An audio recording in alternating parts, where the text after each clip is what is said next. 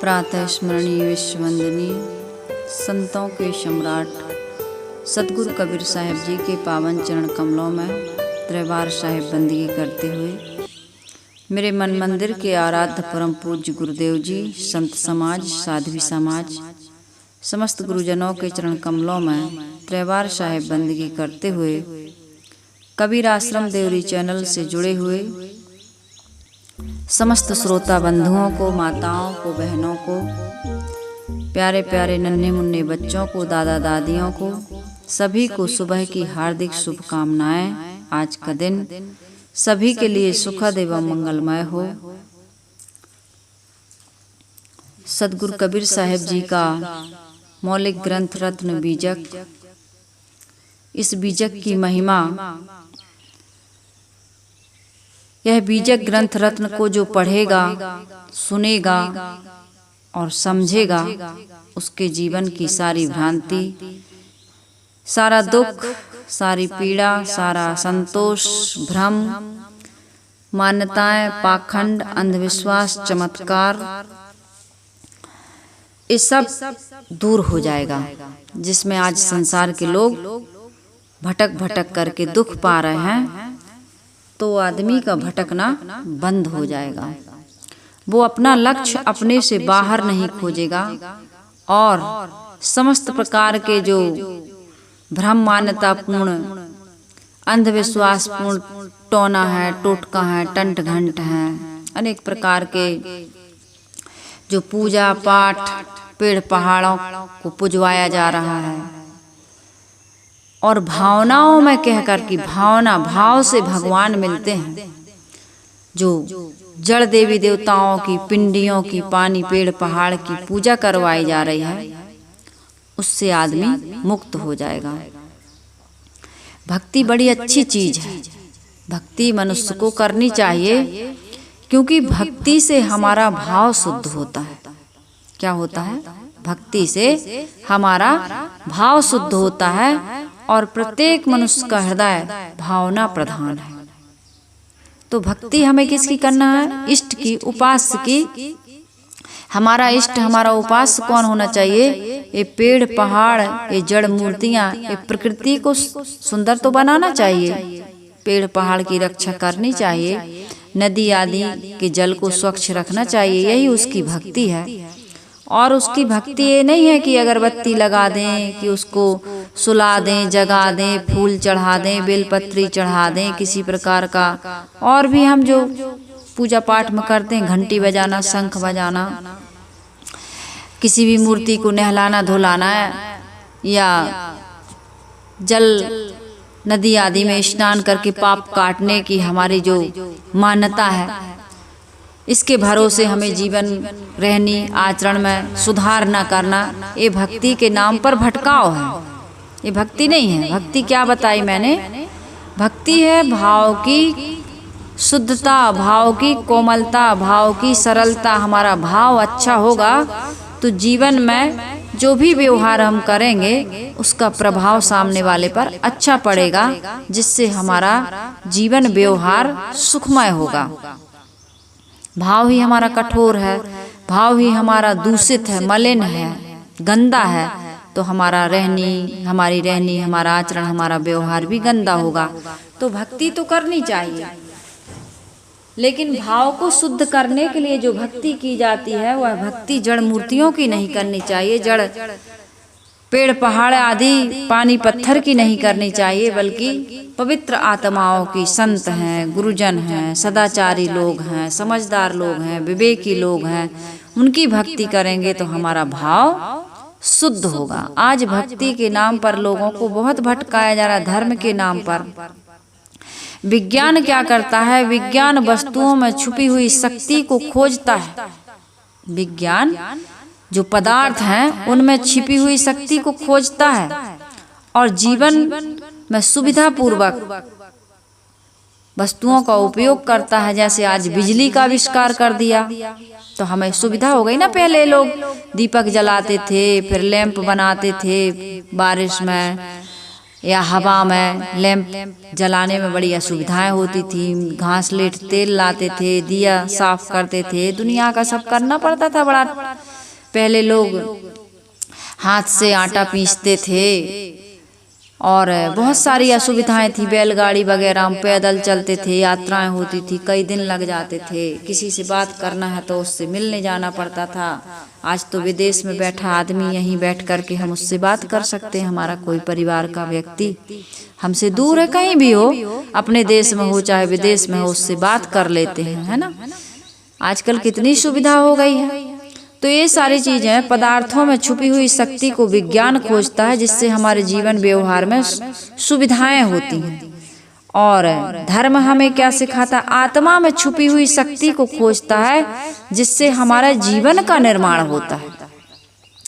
तो हमारी भक्ति आत्मा के प्रति होनी चाहिए, चेतन के प्रति होनी चाहिए, देहधारियों के प्रति होनी चाहिए, जड़ मूर्तियों की पिंडियों के प्रति या नदी पेड़ पहाड़ या पेड़ के प्रति नहीं होनी चाहिए। लेकिन आज धर्म के नाम पर, भक्ति के नाम पर ऐसा लोगों को पाठ पढ़ाया जा रहा है और इसकी अधिकतम मात्रा है। बहुत सारे लोग, 99% लोग, यदि कहूँ तो अतिशयोक्ति ना होगी, कि लोग ऐसी ही भक्ति कर रहे हैं। कोई पेड़ को पूजने में लगा, कोई पहाड़ को पूजने में, कोई पत्थर को पूजने में, कोई पानी को पूजने में। कहते हैं यही भक्ति है।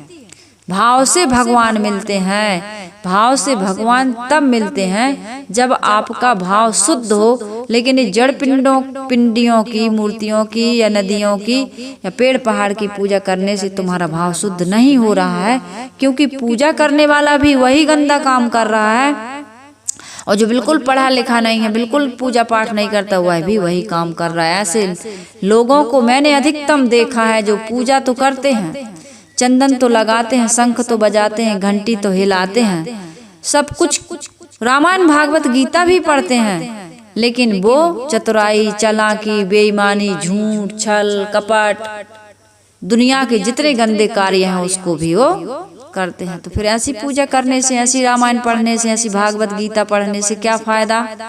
कि एक तरफ तो आप नदियों में भी नहा लेते हो, पूजा भी कर लेते हो, पाठ भी कर लेते हो, दान पुण्य भक्ति भी करते हो, लेकिन अंदर की तुम्हारी बेईमानी, तुम्हारी चालाकी, चतुराई, ईर्षा, द्वेष, छल, दंभ, पाखंड नहीं गया, तो ऊपर ऊपर गंगा नहाने से या माला पहनने से या तिलक लगाने से या जटा बढ़ाने से या मुड़ मुड़वाने से तुम्हारा काम होने वाला, किसी गुरु के पास दीक्षित होकर के भी तुम्हारा कोई लाभ होने वाला नहीं है, क्योंकि तुम्हारा भाव अंदर से शुद्ध नहीं बना। क्यों नहीं बना?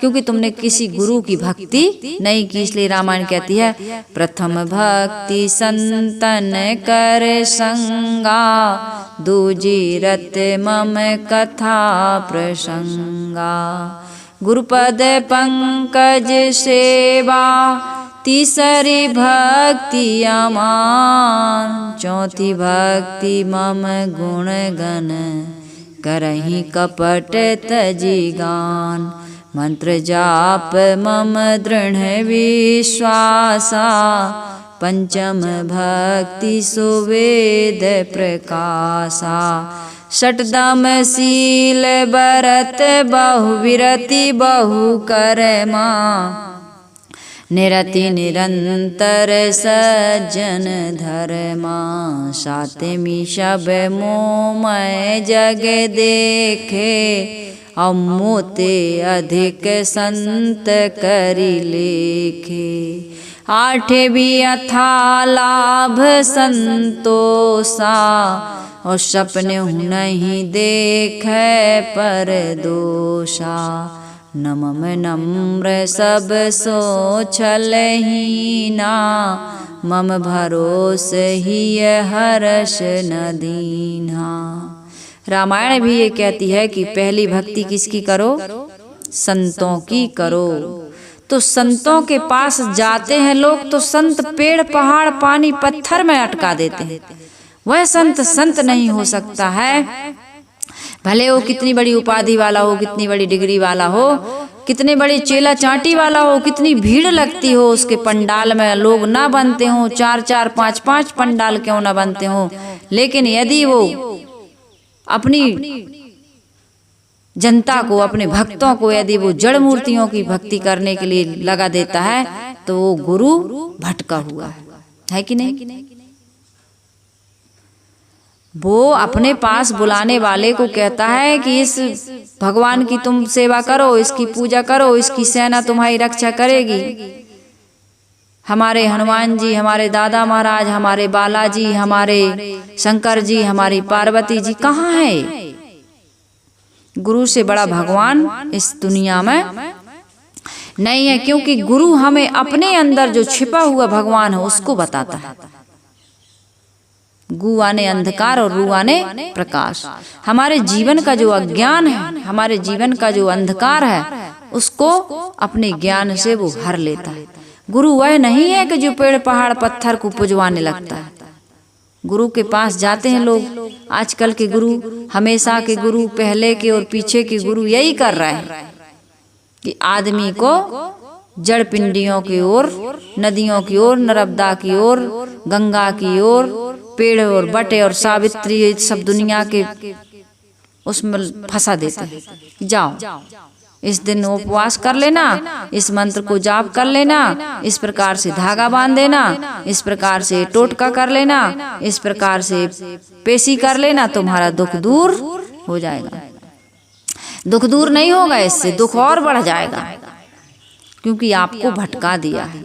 आप कभी सही रास्ते पर जा नहीं सकते। सही रास्ता लोगों को बताया जा रहा है, लेकिन लोग सदगुरु कबीर जैसे निष्पक्ष और विवेकी संत की बात सुनने के लिए आज तैयार नहीं। यदि सदगुरु कबीर साहब का ज्ञान मिल जाए तो न भूत सताएगा, न प्रेत सताएगा, न कोई ग्रह लग्न मुहूर्त या कोई बाधा तुम्हें परेशान करेगी, न दिशाशूल परेशान करेगा, न तुम्हारी पत्नी को कोई प्रेत बाधा सताएगी, न तुम्हें सताएगी, न तुम्हारे जीवन में किसी प्रकार का कोई धन का अभाव रहेगा, न पद का अभाव रहेगा, न तुम्हें मान सम्मान का तुम्हें भय या प्रलोभन जगेगा, कुछ भी नहीं होगा।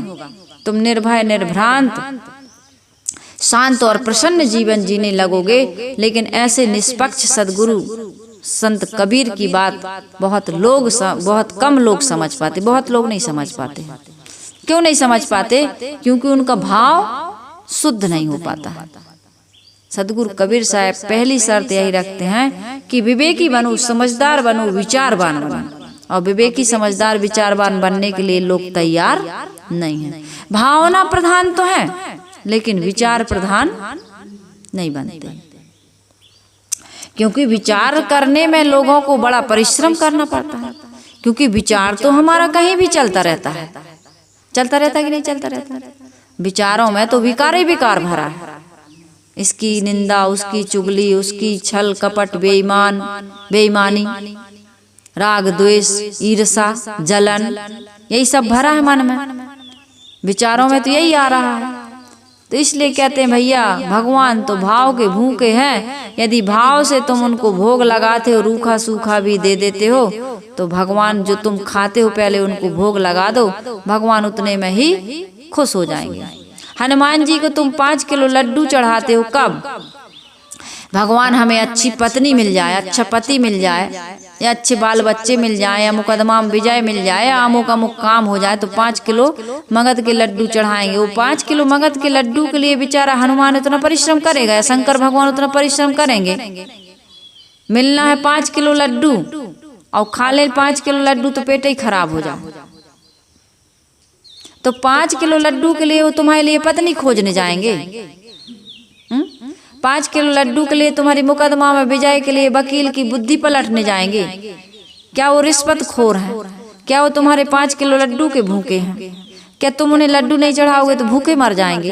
क्या सचमुच में वो लड्डू खाते हैं? इन बातों पर विचार करने वाले लोग बस कह दिए तो ये व्रत कर लेंगे, ये उपवास कर लेंगे, लड्डू चढ़ा देंगे, आज नदी में जाकर के नहा लेंगे। तो इस प्रकार की बातें संसार में खूब चल रही हैं। सदगुरु कबीर साहब जी अद्वैत ब्रह्मवादियों पर आज अपनी रमैनी कहते हैं, साहब कहते हैं कि जब हम रहल नहीं कोई, हमरे माई रहल सब कोई, तो कहु राम कौन तोरी सेवा, सो समझाए कहूँ मुँह देवा, फुर फुर कहूँ मारू सब कोई, झूठा ही झूठा संगति होई। आंधर कहे सबे हम देखा, तहाँ दिठियार बैठी मुख पेखा। यही विधि कहूँ मानु जो कोई, जस मुख तस जो हृदय होई। कहीं कबीर हंस मुस्काई, हमरे कहल दुष्ट बहु भाई। सदगुरु कबीर साहिब जी कह रहे हैं कि अद्वैत ब्रह्मवादियों के ख्याल से यह माना जाता है, अद्वैत ब्रह्मवादी लोग यह कहते हैं कि एक समय ऐसा था जब सृष्टि नहीं थी। ये सृष्टि नहीं थी, ये पेड़ पहाड़ पत्थर पानी नदी नाले आदि कुछ भी नहीं थे, पांचों तत्व नहीं थे। न मिट्टी थी, न आग थी, न हवा थी, न वायु थी, न आकाश था, कुछ भी नहीं था, शून्य। अद्वैत ब्रह्मवादी कहते हैं कि एक समय ऐसा था कि ये विश्व प्रपंच नहीं था। उस समय क्या था? जब कुछ नहीं था तो क्या था? एक ब्रह्म था। ब्रह्मवादी कहते हैं, अद्वैत ब्रह्मवादी कहते हैं कि केवल एक ब्रह्म की सत्ता थी, उस समय केवल ब्रह्म था। यह वर्तमान में दिखता हुआ विश्व प्रपंच उस समय ब्रह्म में ही उसी प्रकार लीन था। किस प्रकार लीन था? ये संसार नहीं था तो आया कहाँ से? लोगों ने कहा कि भाई ये संसार नहीं था तो आया कहाँ से?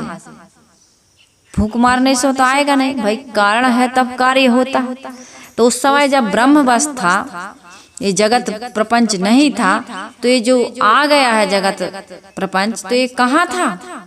तो उत्तर देने वाला कहता है, ब्रह्मवादी लोग कहते हैं कि वो ब्रह्म में ही समाया हुआ था। तो लोगों ने कहा कैसे? तो कहा जैसे बट के बीज में वृक्ष समाया होता है, विशाल वृक्ष होता ना, बीज बिल्कुल महीन दिखने में भी नहीं आएगा आपको।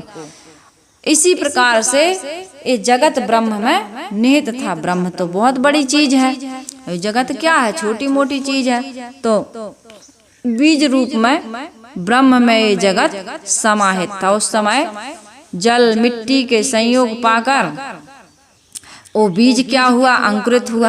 अब जैसे बीज है बट का, वो मिट्टी जल आदि प्रकाश आदि का संयोग पा करके अंकुरित हो जाता है, विशाल वृक्ष के रूप में खड़ा हो जाता है। इसी प्रकार निर्गुण ब्रह्म में पहले सारा विश्व सूक्ष्म रूप में था, पीछे से यह संसार प्रकट हो गया, कहते हैं। ऐसे ब्रह्मवादी लोग कहते हैं। तो सदगुरु कबीर साहिब जी ऐसे लोगों से प्रश्न करते हैं कि बट का जो दाना होता है वो कई परमाणुओं का समूह होता है, और दूसरी चीज विकारी होता है। विकारी क्यों होता है पता है? विकारी कैसे कहते हैं?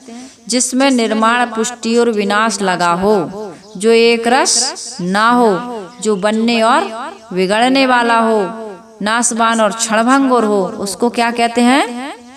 उसको क्या कहते हैं अंशु? विकारी। विकास नहीं, कहाँ रहती बुद्धि? सीधी बैठो तन के, बिल्कुल सावधान होकर बैठो और समझो बातों को। नहीं समझोगी तो ऐसे ही जीवन बीत जाएगा। विकारी किसे कहते हैं? विकारी उसे कहते हैं जिसका निर्माण और विनाश होता है। निर्माण हुआ, पुष्टि हुई, विनाश हुआ, जिसमें परिवर्तन लगा रहता है, जो क्षणभंगुर है, अस्थायी है, स्थायी नहीं है, उसको कहते हैं विकारी। और विकार रहित क्या है? जिसमें कोई परिवर्तन ना हो, सदैव एक रस हो। तो सदगुरु कबीर साहिब जी कहते हैं कि भाई तुम्हारा जो बट का दाना है, जिसका तुम उदाहरण दे रहे हो, वो विकारी है। जब वह मिट्टी जल प्रकाश वायु आदि सब तत्वों का संयोग पाता है तब विशाल वृक्ष बनता है। परंतु ब्रह्मवाद के ख्याल से ब्रह्म के अलावा जब कुछ था ही नहीं, तब उसकी किसने सेवा की? ब्रह्म के अलावा तो कुछ था ही नहीं, तो उसकी सेवा किसने की? जिससे उसमें से संसार वृक्ष निकल पड़ा। कैसे निकला ब्रह्म से ये संसार? ब्रह्म तो निर्वयव है, सजाती है, विजाती है, स्वगत भेद से रहते एक अखंड ठोस और निर्विकार है। फिर उसमें विकारी जड़ संसार कैसे बन गया? ब्रह्म में कोई विकार नहीं है, तो वे विकारी जगत कैसे बन गया? वो तो अखंड है ब्रह्म, तो ये टुकड़े वाला खंड कैसे हो गया? भाई जो चीज अखंड होती है वो टूटती नहीं है, उसका टुकड़ा नहीं होता है। तो ब्रह्म कैसे फूटकर जगत हो गया? ये विकारी जो निर्विकार है उससे विकारी जगत कैसे बनेगा बताओ? विकार है उससे निर्विकारी नहीं बन सकता, और जो निर्विकारी उससे विकारी जगत नहीं बन सकता। है कि नहीं? जगत से ब्रह्म पैदा नहीं हो सकता और ब्रह्म से जगत पैदा नहीं हो सकता। जैसे पानी है, पानी आग के संपर्क से खौलने लगा। पानी का स्वभाव क्या है? शीतल। पानी का स्वभाव क्या है? शीतल है ना। लेकिन आग का संपर्क, आग बिल्कुल विपरीत है। आग उष्ण होती है, गर्म होती है, जलाने वाली होती है, और पानी बुझाने वाला होता है। दोनों के गुणधर्म अलग अलग है ना, और एकदम विपरीत है, भिन्न है कि नहीं? आग जलाती है और पानी बुझाता है ना। तो पानी आग के संपर्क से खौल रहा है, एकदम गर्म हो गया। आग में जले तो आदमी थोड़ा कम जलता है, लेकिन खौलता हुआ पानी आदमी के ऊपर पड़ जाए तो ज्यादा जलता है कि नहीं? ज्यादा पीड़ा होती है। लेकिन खौलने वाला पानी यदि आग पर गिरे तो क्या करेगा बिट्टू, बताओ? आग जल रही है, आग के संपर्क से पानी गर्म हो गया। ठीक हो गया? विचार करके बता ना दोनों है। लेकिन वही पानी यदि जलती हुई आग में गिर जाए, खौलता हुआ पानी जलती हुई आग में गिर जाए तो क्या होगा? बुझाएगा आग को कि नहीं बुझाएगा? बोलो, मुड़ न मटकाओ, मुंह से बोलो। बुझाएगी ना, पानी बुझा देगा आग को। इस प्रकार से इसमें मैं ये समझाने का प्रयास कर रही हूँ कि भाई वो अपने गुणधर्मों को नहीं छोड़ रहा है। कौन? पानी। वो आग के संपर्क से खौल जरूर रहा, लेकिन आग पर गिरेगा तो बुझा देगा। खौलता हुआ पानी जब आग पर गिरता है तो बुझती है आग की नहीं? अच्छा, भर के रख दो आप, किसी बर्तन में पानी भर के रख दो और आग जला दो, और खूब खौल खौल के वो आग पर गिरने लगे तो आग बुझती है कि नहीं बुझती? बुझती है। तो उसका अपना गुणधर्म वो नहीं छोड़ता है। इसी प्रकार से यहाँ निर्विकारी निर्गुण ब्रह्म है ना, इस सगुण जगत को, इस विकारी जगत को कैसे बना दिया? ये सदगुरु कबीर साहब पूछते हैं। क्योंकि संसार के लोग विवेकी तो है नहीं, तर्क तो करते नहीं है, विचार तो करते नहीं है कि भाई निर्गुण ब्रह्म से इस सगुण जगत कैसे बन गया, निर्विकारी ब्रह्म से विकारी जगत कैसे बन गया, अपरिवर्तनशील ब्रह्म से परिवर्तनशील जगत कैसे बन गया, अविनाशी ब्रह्म से नाश होने वाला जगत कैसे बन गया। इस पर विचार करिए। सदगुरु कबीर साहब कह रहे हैं एक अखंड ब्रह्म कैसे फूट करके जगत होगा, क्योंकि वो खंड होता ही नहीं है। यदि खंड होता है तो उसको अखंड नहीं कह सकते हैं। जिसमें परमाणु होते हैं वह दूसरे तत्व का संयोग पाकर के क्रियाशील होता है। एक अखंड अद्वैत में विकार, स्फूर्ति और संचालन होना असंभव है। एक अखंड अद्वैत में विकार नहीं हो सकता, स्फूर्ति नहीं हो सकती, संचालन नहीं हो सकता, असंभव है। फिर अद्वैत ब्रह्म से जगत कैसे बन गया, यह तो मुझे बताओ। सदगुरु कबीर साहब जी पूछते हैं। इन ब्रह्मवादियों से प्रश्न, सभी से प्रश्न किया साहब ने, चाहे वह ब्रह्मवादी हो, चाहे भौतिकवादी हो, चाहे वह धार्मिक हो, चाहे वह आध्यात्मिक हो, अपने से बाहर जिसने कहीं कुछ माना उससे सदगुरु कबीर साहब पूछते जरूर हैं, तर्क जरूर करते हैं और अपने विचार भी देते हैं। सदगुरु कबीर साहब जी कहते हैं जब वह सर्वसमर्थ, शुद्ध, शांत एवं मुक्त था तब उसे दुखमय जगत बनाने में, जगत के रूप में फूटने की क्या जरूरत थी? कौन सी खुशी मिली ब्रह्म को जब अपने आप में वो शांत था, मुक्त था, शुद्ध था, तृप्त था। जब तुम शांत और तृप्त मुक्त होते हो, मान लीजिए मैं छोटा सा उदाहरण दूं, आपने भोजन कर लिया, ठीक है, आपको भूख नहीं है, अब बिल्कुल भूख नहीं है, पेट एकदम भर चुका है। आपको कहें एक गुलाब जामुन ले लीजिए, एक समोसा, जो भी मीठा हो पसंद चाहे नमकीन, एक गुलाब जामुन ले लीजिए, एक समोसा खा लीजिए। आप यही कहोगे भैया हाथ जोड़ते हैं आपके, रख दो, अगली मीटिंग में भले ले लेंगे, अभी बिल्कुल खाने की इच्छा नहीं है। तो ऐसा ही वो ब्रह्म था, उसको कभी भूख नहीं लगती थी। वो तो कैसा था? शुद्ध था, सर्वसमर्थ था, शांत था, मुक्त था। तो मुक्त होने के बाद, शांत होने के बाद, सर्वसमर्थ होने के बाद ये जगत प्रपंच दुख रूप संसार बड़ा दुख रूप, दुखालयम अशाश्वतम अनविचार रमणीय सदा संसार भयंकर भारी। ये संसार दुख रूप है, विचार ना करने से बड़ा सुख रूप लगता है, लेकिन विवेकवान इसको त्याग करके अनासक्ति विरक्ति की ओर जा रहे हैं। त्याग करके जा रहे हैं कि नहीं जा रहा है? महात्मा बुद्ध ने त्यागा, महावीर ने त्यागा, सदगुरु कबीर ने त्यागा, और भरथरी जी ने त्यागा। कितने लोग त्यागी तपस्वी ज्ञानी हुए, संसार की आसक्ति मोह माया को त्याग करके भागे हो। सुखदेव मुनि तो कहते हैं नाल ब्याल लेकर के भागे, माँ के गर्भ से बाहर ही नहीं आ रहे थे, ऐसी कथा बताते हैं। क्यों बताते हैं? क्योंकि ये संसार बड़ा दुख से भरा हुआ, बहुत दुख की खानी। सतगुरु कबीर साहब ने कहा बहुत दुख है, दुख की खान है। इस संसार में जो भी आया है वो रोया है, वो दुख पाया है और धोखा खा गए, ऐसा कह के पश्चाताप रोते रोते आता है इस संसार में आदमी। शिकायत करते करते जीता है इस संसार में आदमी। सबसे शिकायत है इंसान को। किसी भी व्यक्ति के पास आप जाइए, मिलिए, उसके पास बैठिए, हर व्यक्ति से शिकायत है। पति पत्नी से शिकायत, बच्चे बाप बेटे, माँ बेटी, सास बहू, भाई भाई, बहन बहन, नाते रिश्ते, इष्ट मित्र, सबसे एक दूसरे को शिकायत। इस शिकायतों का इतना काफिला है, इतना सिलसिला है कि ये कभी समाप्त होता नहीं है।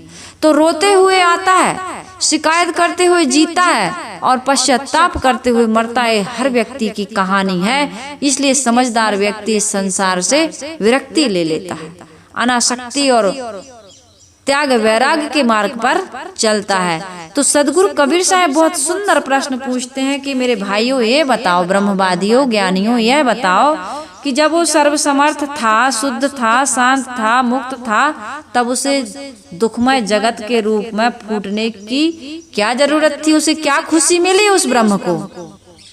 अपन इतने अच्छे बैठे, अभी सत्संग कर रहा है और जाकर के हम प्रपंच करने लगे, राग द्वेष, लड़ाई झगड़ा, इसकी उसकी चर्चा करने लगे, तो कौन सी हमें कोई ज्ञानी कहेगा? कौन कहेगा बड़ी ज्ञानी है तुम? अरे बढ़िया सत्संग करती थी, शांति से रहती थी, तुम लड़ाई झगड़ा करने की तुम्हें क्या जरूरत थी? कहेंगे कि नहीं कहेंगे लोग? तो इस प्रकार से सदगुरु कबीर साहब जी कह रहे, सत चित आनंद ब्रह्म, असत जड़ दुख रूप संसार क्यों बना, कैसे बना, क्या कारण था उसका बनने का, ये तो मुझे बताओ। तुम कहते हो जब हम रहल नहीं कोई, हमरे माई रहल सब कोई, कहु राम कौन तोरी सेवा, सो समझाए कहो मोहि देवा। तुम्हारी किसने सहायता की? गति क्रिया स्फूर्ति संचालन के बिना किसी प्रकार का कोई निर्माण नहीं होता है। कोई वस्तु का जब निर्माण होता है तो उसमें गति लगती है, क्रिया लगती है, स्फूर्ति लगती है, संचालन लगता है। इसके बिना कोई भी किसी प्रकार का कोई निर्माण नहीं होता है। क्रिया तभी होती है जब असंख्य क्रियाशील द्रव्यों में क्रिया है। इतना ही नहीं, एक दूसरे के विरोधी तत्व भी हों, जैसे पृथ्वी, अग्नि, वायु, जल, ये सब एक दूसरे के विरोधी है कि नहीं? मैंने अभी एक एग्जाम्पल दिया, आपको विचार करिएगा।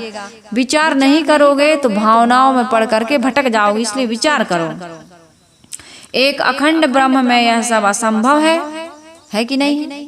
भाई विरोधी तत्व वहां है ही नहीं, एक ब्रह्म है। तो एक ब्रह्म में जब विकारी ये तत्व नहीं है, दूसरे विरोधी तत्व नहीं है, तो वहां कुछ भी होने की, क्रिया होने की संभावना, एक अखंड ब्रह्म में यह सब असंभव है।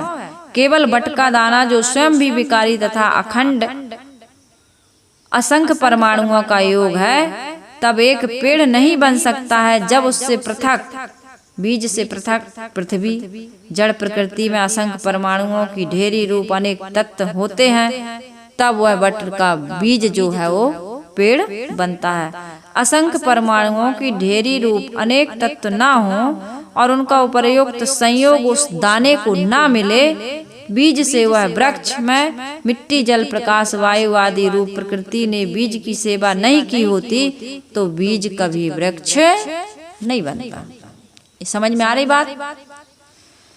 नहीं आ रही है तो समझने की कोशिश करिए। सदगुरु अद्वैत ब्रह्म से पूछ रहे हैं कि हे देव, तुम्हारे अलावा जब कोई नहीं था तो तुम्हारी सेवा उस समय किसने की, जिससे कि तुम जगत से ब्रह्म से जगत बन गए, निर्वयव से सायब बन गए। सदगुरु कबीर साहब कह रहे हैं, आप कसौटी कस रहे हैं। साहब कहते हैं फुर फुर कहो, फुर फुर यानी सत्य सत्य कहो, साची साची बात कहो, ये लाग लपेट वाली झूठी झूठी बातें ना कहो, लोगों को भटकाने वाली बातें ना कहो, सत्यवादी बनो। संसार का सबसे बड़ा दुख यही है।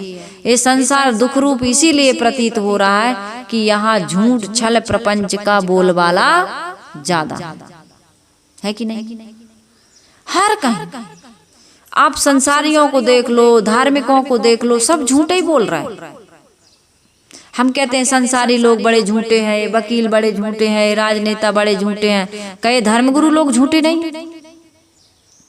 जो धर्म की कथा बोल रहे हैं या हमारे लिए ये सदग्रंथ लिख रहे हैं, ये कथाएं बाँच रहे हैं, झूठ नहीं बोल रहे हैं। सब कुछ उसी की कृपा से होता है। जब सब कुछ उसी की कृपा से होता है तो कोई न काहू सुख दुख कर दाता, और निज कृत्य कर्म भोग सुन भ्राता। फिर क्यों लिख दिया? एक गोल मटोल करके जनता को बिल्कुल भ्रमित कर रहा है। बुद्धि बिल्कुल उन्होंने नाश कर दी। आदमी समझ ही नहीं पा रहा। कभी कहता है भगवान की कृपा से सब कुछ होता है, और कभी कहता है नहीं, जैसा कर्म करोगे वैसा फल मिलेगा। स्वयं कर्म करोत्तात्मा स्वयं तत्फल मस्मुते, स्वयं भ्रमति संसारे स्वयं तस्मात् मुच्यते। ऐसा भी गीता में लिख देते हो, ऐसा भी रामायण में लिख देते हो, भागवत में लिख देते हो कि हम कर्मों को स्वयं करते हैं। और जब कुछ ऐसी चर्चा होती है तो कहते जब जैसी गति चाहे तब तैसी मति दे, तेरी सत्ता के बिना हे प्रभु मंगल मूल। पत्ता हिल सकता नहीं, खिले न कोई फूल।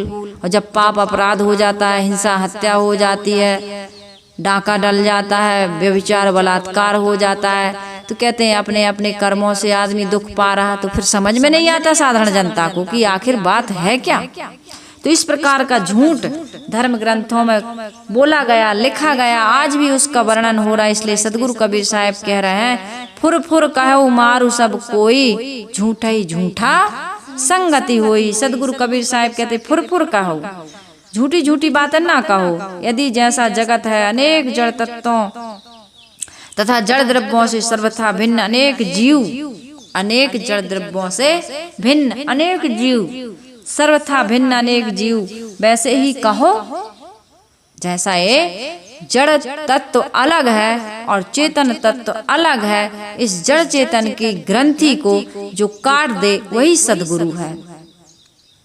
गोस्वामी जी ने भी कहा है, जड़ चेतन की जो ग्रंथि अद्यापि मृषा, लेकिन काटने झूठी है, लेकिन काटने में बड़ी कठिनाई हो रही।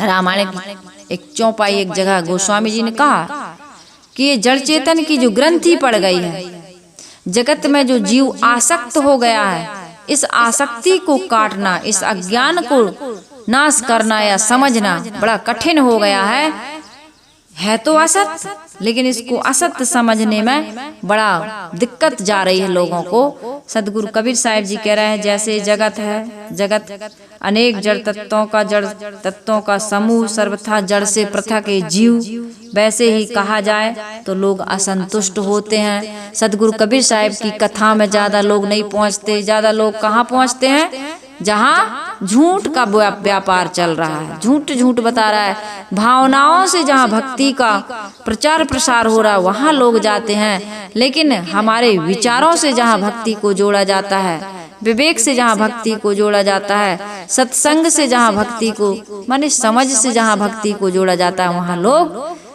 इतनी मेहनत करना नहीं चाहते कि जड़ अलग है, चेतन अलग है, दोनों के गुणधर्म अलग है, दोनों के गुणधर्मों को, क्रिया को, स्वभाव को, गति को, स्फूर्ति को, स्फुरना को समझें।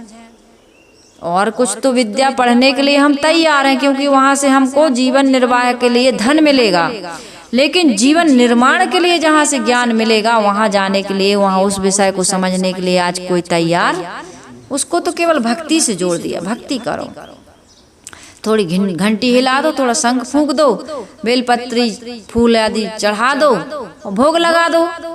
वो खाए या ना खाए उससे क्या मतलब, थोड़ा सुला दो, जगा दो, पंखा कूलर एसी लगा दो भगवान जी की समाधि पर। तो भगवान की पूजा करने से नहीं होगा। भगवान ने कहीं नहीं कहा है कि मेरी पूजा करो। किसी भी ग्रंथ में आप पढ़ लीजिए, उन्होंने ये कहा ही नहीं कि मेरी पूजा करो। उन्होंने तो कहा है कि यदि मेरी पूजा करने चाहते हो तो मैं सब घटवासियों के अंदर में विराजमान हूँ, उस घटवासियों की पूजा करो। पूजा क्या है? तुम्हारे माता पिता की पूजा कैसे करोगे? तुम पत्नी की पूजा कैसे करोगे? पति की पूजा कैसे करोगे? अगरबत्ती आरती से नहीं। पूजा मतलब पवित्र भाव से उनकी सेवा करना, उनकी जरूरतों की पूर्ति करना, यही उनकी पूजा है। लेकिन ये पूजा बता दिए तो लोग बस लगे पूजा करने में, शंख बजाने में, घंटी हिलाने में, अनेक प्रकार की आरती और श्लोक गाने में, सुनाने में, नाचने में, गाने में लगे हैं लोग। और इससे फायदा कुछ भी नहीं हो रहा, विकार वहीं के वहीं बल्कि और बढ़ रहा है। अहंकार आ गया। हम 4 बजे उठते हैं और भगवान को बेलपत्री चढ़ाते हैं, पूजा करते हैं। देख लो हमारा ये तिलक, हम बड़े धार्मिक हैं। देख लो हमारी ये कंठी, हम बड़े धार्मिक हैं। देख लो हमारा ये वेशभूषा, हम बड़े धार्मिक, हम बड़े अध्यात्मवादी हैं, हम बड़े सेवा और परोपकार करने वाले हैं। हम सुबह सुबह उठ जाते हैं, हम दिन में 2 बार नहाते हैं। तो इससे काम होने वाला नहीं है। समझदार बनना पड़ेगा, विवेकी बनना पड़ेगा। सदगुरु कबीर साहब के विचारों को जीवन में उतार कर अमल करने की आवश्यकता है। जब आदमी कोई धारणा बना लेता है तब उसके विपरीत वो बातें सुनना चाहता ही नहीं। मेरे सत्संग को लोग कम सुनते हैं, और अभी ये झूठे झूठे बाबाओं के सत्संग को देखो तो हजारों लाखों मिलियन में देख रहा है लोग, कितनी बातें सुन रहा है उनकी। लेकिन इस विचार को कोई, हमारे जितने भगत हैं वो भी दूसरे को शेयर नहीं करना चाहते। क्यों नहीं करना चाहते? कहते इन बातों को कौन सुनेगा। अरे भाई तुम सुनो और लोगों को सुनाओ। सुनाओगे नहीं, सत्य का प्रचार प्रसार करोगे नहीं तो लोग कैसे समझेंगे? बातें कहो, समझाओ, दिमाग कान में जाएगी तो कुछ तो विचार करेंगे। इन विचारों को भक्त लोग सुन के और वहीं रह जाते हैं, इतने कायर। अरे इन विचारों को सुनो और लोगों को सुनाओ, सुनने के लिए प्रेरित करो, जागृत करो। मैं घंटों घंटों आपको सुनाती हूँ, आपका भी तो कोई कर्तव्य बनता है कि इन विचारों को और लोगों तक पहुँचाओ। आपका भी व्हाट्सएप ग्रुप होगा, आपके भी कोई इष्ट मित्र रिश्तेदार होंगे, उनके पास बैठो और समझाओ ये बातें। सदगुरु कबीर साहब कहते हैं हम संसार को देखते हैं कि इनमें अनेक जड़ तत्व हैं और सारे तत्व असंख्य परमाणुओं के समूह हैं। उनमें अंतर्निहित क्रिया है, गुण धर्म है। हर मौलिक तत्व नित्य होता है, अपने आप में सत्य होता है। तो संसार का एक कण भी न मिटाया जा सकता है, न नया कण बनाया जा सकता है। सृष्टि अनादिकालीन है, इसको बनाने बिगाड़ने वाले हम और आप नहीं हैं, और इसको समझ भी नहीं पाएंगे। ये कब से बनी? पहले मुर्गी की अंडा, पहले बीज की वृक्ष, पहले कर्म की देह। इसका कोई निवारण नहीं कर सकता है, इसको कोई नहीं बता सकता है। इसको अनादि कह के समाधान होता है। लेकिन हाँ, आज यदि अंडा को फोड़ दो तो उससे मुर्गा का बच्चा, मुर्गी का बच्चा नहीं आएगा। आज बीज को भूंज दो तो बीज में से वृक्ष नहीं हो सकता है। या आज यदि वासना को, आसक्ति को, अज्ञान को नष्ट कर दो तो तुम्हारा पुनर्जन्म नहीं हो सकता है। बस इतना समझने की आवश्यकता है, और ज्यादा समझने की आवश्यकता नहीं है। पैर में कांटा लग गया तो किस पेड़ का है, कहाँ लगा, ये सब जानकारी की जरूरत नहीं है। अभी लगा है कांटा, निकाल दो, बस तुम दर्द से, पीड़ा से मुक्त हो जाओगे। इतना तुम्हारा, इतनी समझ होनी चाहिए, इतना तुम कर सकते हो। लेकिन इस संसार को कौन बनाया, कैसे बनाया, कैसे बन गया, ये सब समझने की आवश्यकता नहीं है, न तुम्हारी क्षमता है। क्योंकि ये विश्व ब्रह्मांड अनंत है और अनादिकाल से बना है। तुम कितने समय के लिए आए हो इस संसार में? अल्प समय के लिए, थोड़े से समय के लिए। तो इस थोड़े से समय में अपना काम करना है, अपना दुख दूर करना है। जड़ तत्वों से भिन्न असंख्य चेतन जीव हैं। जड़ तत्वों में चेतना की किंचित भी लक्षण नहीं है। अब कल हम लोग केले तोड़ रहे थे ना अपने आश्रम के, तो एक लड़की कहने लगी, अपने आश्रम में आती ना गुड़िया, छोटी छोटी बच्चियां, तो उन्होंने कहा कि केला में, फूल फल में भी जीव होते हैं। तो उससे छोटी वाली बहन क्या कह रही, वो सत्संग में आती है ना, वो कह रही थी कि साहब जी, केला में भी यदि जीव है तो फिर हम लोग इसको खाते हैं तो फिर पाप है। मैंने कहा नहीं, पेड़ पौधों में जीवन है लेकिन जीव नहीं है। यदि जीव होता तो फिर हम हिंसा से ना बचते, फिर हम किस चीज को खाते? फूल में, पत्ती में, पेड़ में, पहाड़ में, सब कुछ में जीव है। ये जीव नहीं है, ये हमारी मान्यता है। उनमें जीवन है, अर्थात गति है। कहते पेड़ जी रहा कि मर गया, देख के आओ तो। भाई पानी डाल दो, पेड़ जीता रहे, जिंदा रहे, मरे ना। तो उस पेड़ को जब आप काटने जाते हो तो भागता है, चिल्लाता है, कुछ करता है क्या? उसमें किसी प्रकार की कोई क्रिया ऐसी नहीं होती है। आलस, नींद, जमुआई आदि जितने भी चीजें ये देखी जाती, दुख सुख है ना, क्रिया ये केवल मनुष्य में देखी जाती है, और जीव और पेड़ पौधों में नहीं। जितने देहधारी जीव हैं उनमें तो ये है, लेकिन इन जड़ तत्वों में ऐसी क्रिया तो है, लेकिन इनमें ज्ञान नहीं है। पानी बह रहा है, क्रिया हो रही है, हवा चल रही है, क्रिया हो रही है, पानी बरस रहा है, आग जल रही, क्रिया हो रही, लेकिन आग तुमको जला देगी, पानी तुमको बहा देगा, है कि नहीं? आंधी बवंडर तूफान तुमको उठा करके पटक सकता है, उनमें शक्ति है, क्रिया है, लेकिन ज्ञान नहीं है। तुम्हारा नुकसान हो रहा कि फायदा हो रहा है, इसका ज्ञान उसको नहीं है। तो इस प्रकार से अद्वैतवाद पर तीखा प्रहार सदगुरु कबीर साहब कर रहे हैं और कहते हैं, आंधर कहे सबे हम देखा, तहा डिठियार पैठी मुख पेखा। बिना आंख वाला कहता है हमने सब कुछ देख लिया, वहाँ आंख वाले उनका मुंह देख करके, उनकी बातें सुन करके आश्चर्य प्रकट करते हैं। आंखें बंद कर लेने पर केवल क्या दिखाई देता है? आंख बंद करने पर क्या दिखाई देता है? सिर्फ काला, अंधेरा। आंखें बंद करने पर काला दिखता है, और आंखें खोलने पर ये विभिन्नता से भरा हुआ संसार दिखाई देता है, सारा जड़ जगत देता है, जड़ और चेतन सब कुछ दिखाई देता है, अलग अलग दिखाई देता है। तो सदगुरु कबीर साहब कह रहे हैं, आंखें खोलने पर सारा जड़ चेतन अलग अलग दिखाई देता है। विवेकियों को यह देख सुन करके हैरानी होती है कि जो जड़ चेतन को एक मानता है, भोग योग को एक मानता है, उसे लोग ज्ञानी कहते हैं।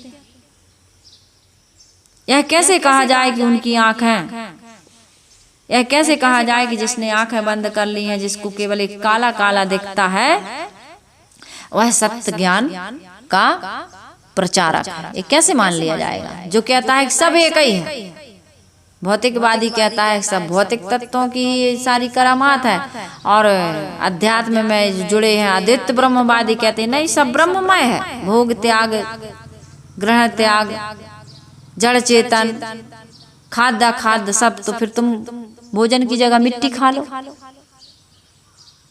शक्कर की जगह पर तुम नमक खा के बताओ, सब एक ही है। तो भाई नमक अलग है और शक्कर अलग है, भोग का परिणाम अलग है और त्याग का परिणाम अलग है, जड़ अलग है और चेतन अलग है। सत्य का ज्ञाता तो वह होता है जो आंखें खोल करके देखता है, उसे ही सब कुछ का ज्ञान होता है, वास्तविकता दिखती है। विवेक ज्ञान से ही जड़ चेतन के भेद को समझकर तथा जड़ की आसक्ति को छोड़कर अपने चेतन स्वरूप में स्थित हुआ जा सकता है।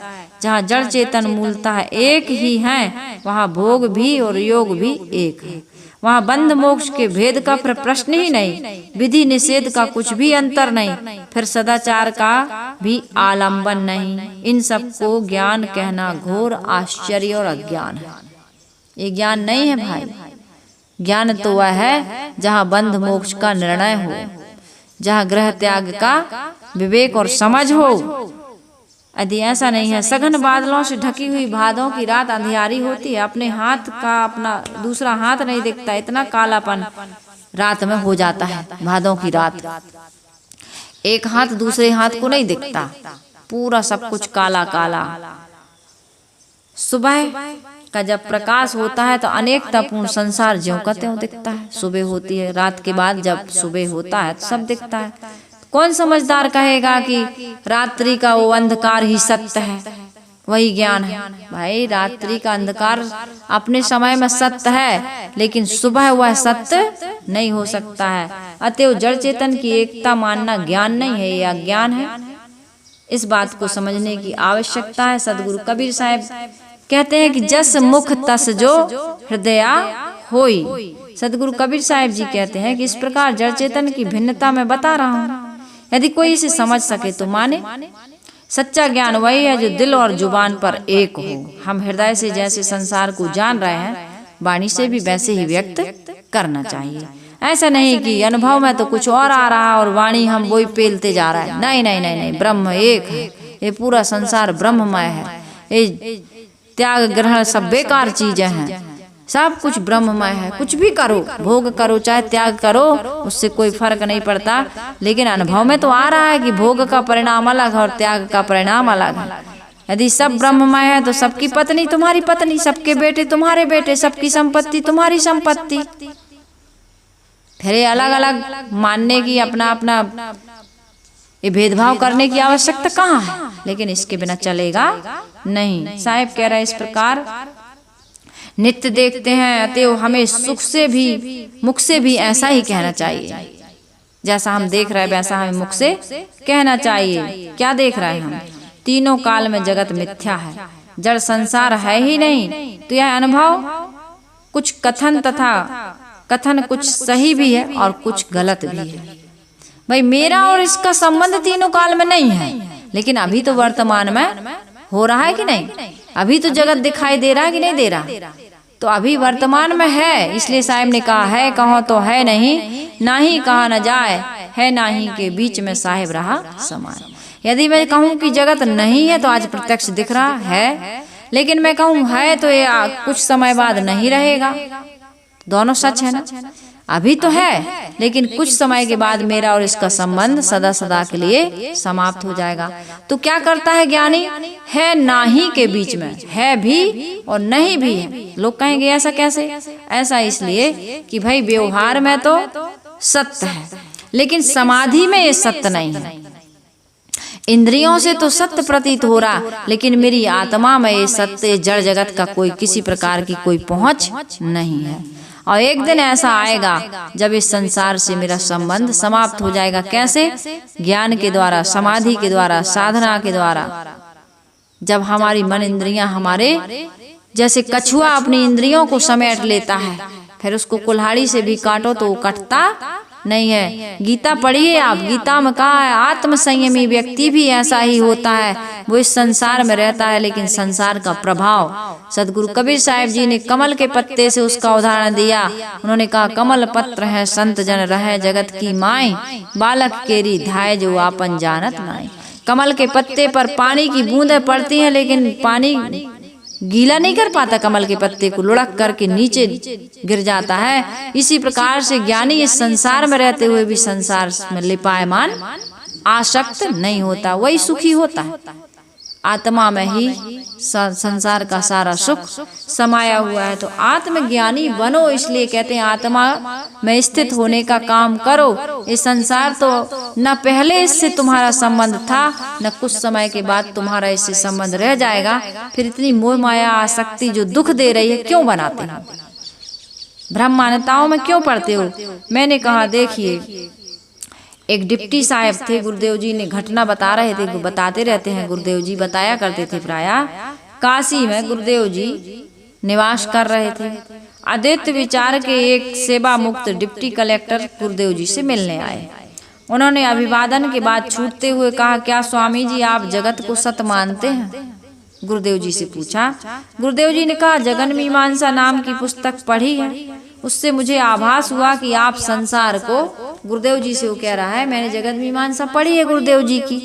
वो व्यक्ति कह रहा है, डिप्टी साहब कह रहा है, उसमें आपने संसार को क्या कहा है? सत्य माना है।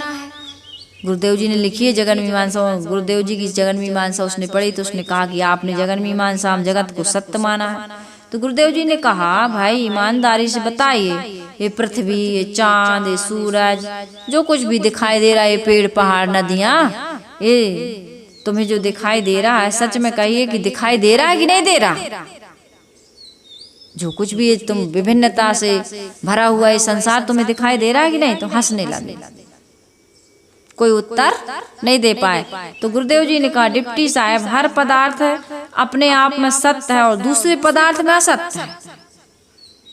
अपने पदार्थ अपने आप में सत्य है, लेकिन दूसरे पदार्थ में वो असत्य है। घड़ा अपने आप में सत्य है, किंतु कपड़े में असत्य है। कपड़ा घड़ा नहीं हो सकता और घड़ा कपड़ा नहीं हो सकता। इसी प्रकार से जड़ चेतन नहीं हो सकता और चेतन जड़ नहीं हो सकता, लेकिन दोनों अपने आप में सत्य है और दोनों एक रूप भी नहीं है। परंतु चेतन के स्थान पर जगत असत्य, और जगत के स्थान पर चेतन असत, दोनों में बड़ा द्वंद्व चल रहा है। बीच में फंसा हुआ है अज्ञानी मनुष्य। यदि इसको ज्ञान हो जाए तो ये असत से छूटकर सत्य में स्थित हो सकता है। और इसी के लिए सदगुरु कबीर साहब जी अपनी वाणी को बीजक के माध्यम से हम सबके बीच में रखते हैं। सदगुरु कबीर साहब जी कहते हैं कि आश्चर्य होता है स्वामी शंकर इस कथन पर कि वेद जगत को मिथ्या कहते हैं। वेदों में तो कहीं पता नहीं चलता है कि उसमें जगत को मिथ्या कहा गया है। वेद में कहीं जगत मिथ्या नहीं कहा गया, लेकिन स्वामी शंकराचार्य जी कहते हैं वेदों की ऋचा ऋचा में जगत की सत्यता के ही दर्शन होते हैं। सच यह है जिस व्यक्ति की जो मान्यता सिद्धांत के रूप में ले लेती है उसे उसी अनुसार सब कुछ दिखाई देता है, वो पढ़ता भी वही है। फिर उसी प्रकार का चश्मा लग जाने से स्वामी शंकराचार्य जी को वेदों में जगत का मिथ्या कथन दिखता है तथा गोस्वामी तुलसीदास जी को वेदों में श्री राम का अवतार कथन मिलता है, परंतु इन दोनों अवधारणाओं का वेदों में कोई चिन्ह भी नहीं है। गोस्वामी जी को राम जी का अवतार का कथन मिलता है वेदों में, और स्वामी शंकराचार्य जी को ये जगत मिथ्या का कथन मिलता है वेदों में, जबकि ये दोनों चीजें उसमें वेद में नहीं है। वेदों में तो प्राकृतिक शक्तियों की चर्चा है और उसकी पूजा से, जैसे इंद्र देवता को खुश करते थे यज्ञ हवन आदि से कि पानी गिरेगा तो हमारी फसल लहलहाएगी, घास होगी तो पशु खाएंगे, आदि आदि वेदों को आप पढ़िए। प्राकृतिक शक्तियों को देव मान करके उन्होंने पूजा है। ना वहाँ राम जी की चर्चा है, ना हनुमान जी की चर्चा है, न किसी देवी देवता की चर्चा है। यदि चर्चा है तो प्राकृतिक शक्तियों की चर्चा है, और वहाँ पर जगत को मिथ्या भी नहीं कहा गया है। लेकिन स्वामी शंकराचार्य को जगत मिथ्या देखा वहाँ, और गोस्वामी तुलसीदास जी को राम अवतार की कथा वहाँ पर कहाँ से मिल गई। तो ये अपनी अपनी सोच है। सदगुरु कबीर साहब जी कहते हैं हमें ईमानदार होना चाहिए, हृदय से जो सत्य लगे वैसा मुख से भी कहना चाहिए।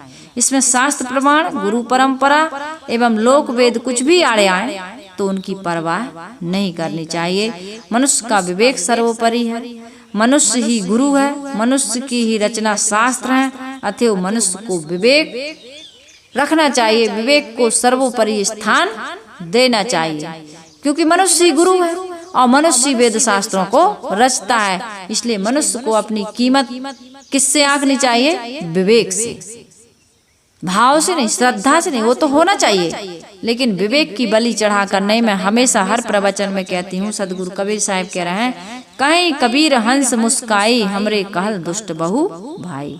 सदगुरु कबीर साहब कहते हैं हंसों से मुस्कुरा करके कह रहे हैं साहब की, हे हंस भाई, हमारी विवेकपूर्ण बातों से बहुत से लोग रुष्ट हो जाते हैं।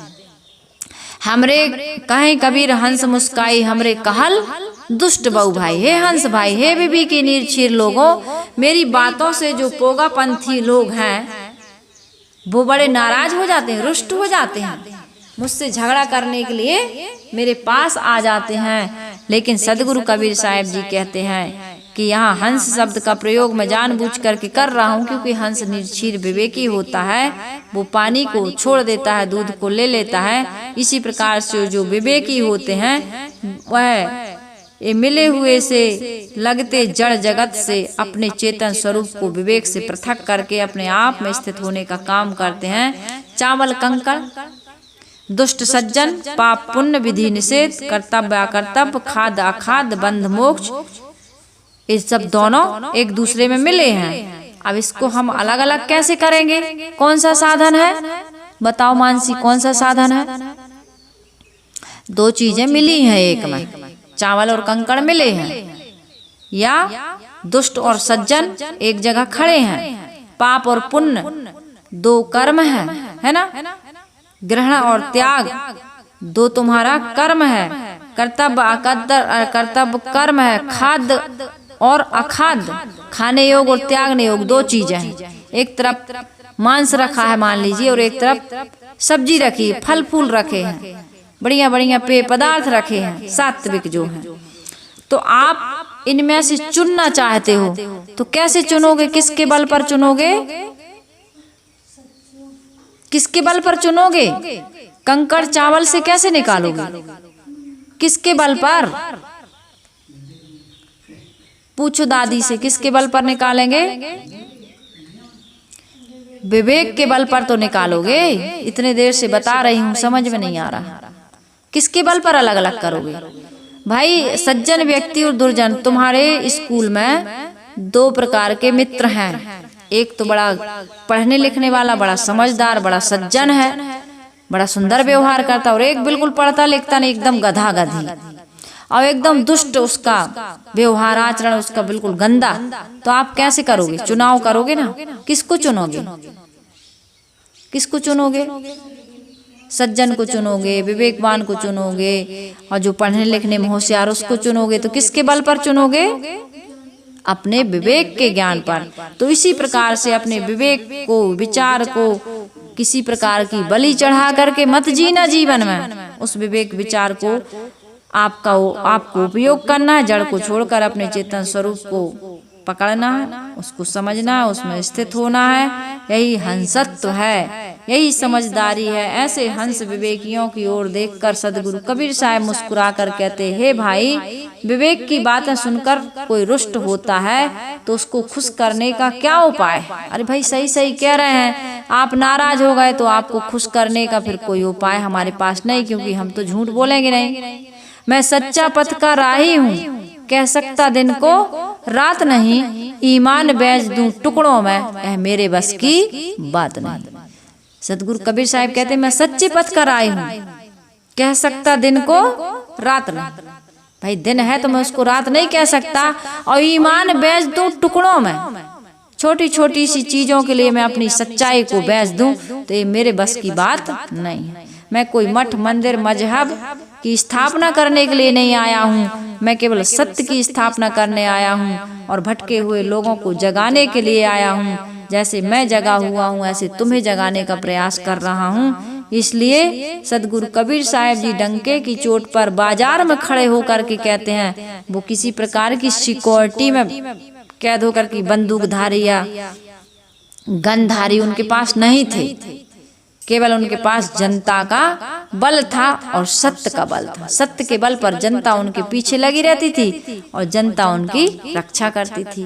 उनको भी कई प्रकार से सताया गया होगा सदगुरु कबीर साहब को, लेकिन वो डरे नहीं, एक लंबा जीवन जिए और इतना सत्य की स्थापना किए कि आज कोई भी धर्म गुरु और किसी भी देश में आप चले जाइए, सदगुरु कबीर साहब का डंका बज रहा है। सभी मत पंथ संप्रदाय के लोग सदगुरु कबीर साहब की वाणी को लेकर के अपने विचारों को व्यक्त कर रहे हैं। सदगुरु कबीर साहब जी का ये बीजक ग्रंथ रत्न हमको भ्रम मान्यता और पाखंड से बचाने वाला है और एक सच्चा पथ दिखाने वाला, एक ऐसा पथ जिस पर चल करके हमारे जीवन के समस्त प्रकार के दुख दूर हो सकते हैं, चाहे वह भौतिक दुख हो, चाहे वो आध्यात्मिक दुख हो, चाहे वह दैविक दुख हो। दैहिक दैविक भौतिक तीनों तापों से सदगुरु कबीर साहब का ज्ञान हमें मुक्त करने वाला है। किसी प्रकार का भूत प्रेत बाधा, किसी प्रकार का अपशगुन आपके जीवन में घटित नहीं होगा यदि सदगुरु कबीर साहब के इन विचारों को व्यक्ति समझ करके जीवन में उतारने का प्रयास करेगा। तो सदगुरु कबीर साहब जी के इन विचारों को मैंने आपके बीच रखा। ये विचार आपके जीवन में कितना लाभ पहुंचा रहे हैं, कैसे आपको निर्भरांत कर रहे हैं, कैसे आपको भटकने से बचा रहे हैं, अपनी सुंदर सुंदर प्रतिक्रिया कमेंट के द्वारा कबीर आश्रम देवरी चैनल को देते रहिए, ताकि इतना श्रम करने के बाद उपहार स्वरूप मुझे आपके विचार और आपका मार्गदर्शन मिलता रहे। तो इन्हीं शुभ विचारों के साथ मैं अपनी वाणी को विराम दे रही हूँ, आपसे विदा लेती हूँ। आइए गुरु वंदना कर लेते हैं।